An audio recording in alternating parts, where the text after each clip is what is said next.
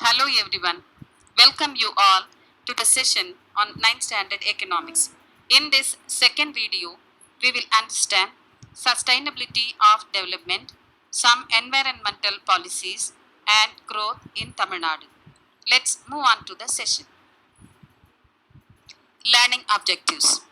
Human Development Index, Sustainability of Development, Policies of Sustainable Development, Environmental Policies in India, The Growth Story of Tamil Nadu, Articles 51A.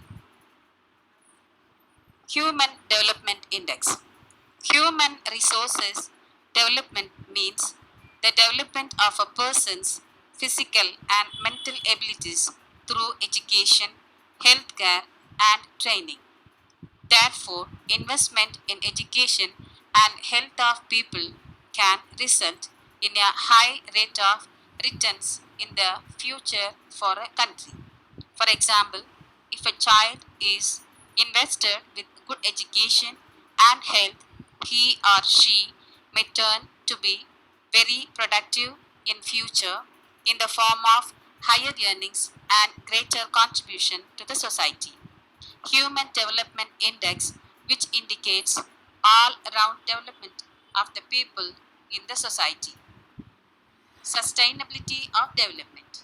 Sustainable economic development is taken to mean development without damaging the environment and not compromising with the needs of the future generation.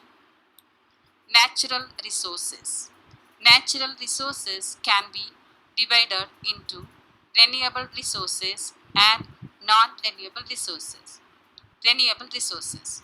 Renewable resources are pollution free and environment friendly. These resources take a short time for renewal. Example, solar energy, wind energy, water, wood, paper. Non-renewable resources. Non-renewable resources pollute and damage the environment. Millions of years are needed for the formation of these resources. Example, metals, glass, fossil fuels. Policies for sustainable development. Use of non-conventional sources of energy. India depends on thermal and hydropower plants to meet its power needs. Both these resources have an adverse environmental impact. Thermal power plants emit large quantities of carbon dioxide which pollute the environment. Solar power in India. Solar power is the conversion of energy from sunlight into electricity either directly using photovoltaic cells or indirectly using concentrated solar power. Solar panels absorb the sunlight as a source of energy to generate electricity. A solar electric system can reliably produce electricity for our home and offices. These distributed solar systems are often installed by home and business owners to reduce their electricity cost. Solar power in India is a fast developing industry. Tamil Nadu is the state with highest installed solar capacity in India. As on 31st July 2017, the total installed capacity in Tamil Nadu is 1697 megawatts. Environmental policies in India. Environmental policies in India have been evolved considerably over the past 3 decades. These policies have covered a wide range of issues such as air, water pollution, waste management, and biodiversity conservation. The Supreme Court of India has interpreted and introduced new changes in environmental protection through a series of directions and judgments. The growth story of Tamil Nadu. First, active social policies constitute an important aspect of this shared experience.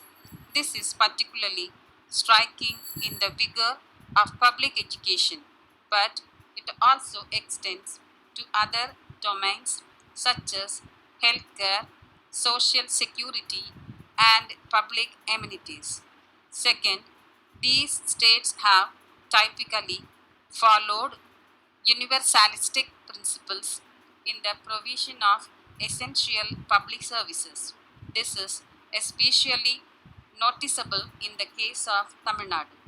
Third, these efforts have been greatly facilitated by a functioning and comparatively efficient administration.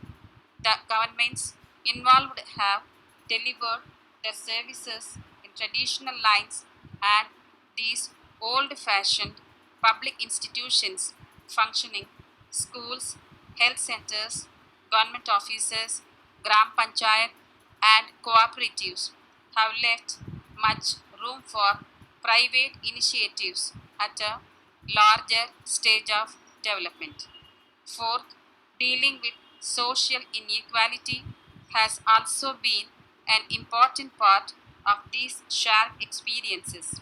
In each case, the historical burden of social inequality has been significantly reduced in one way or another.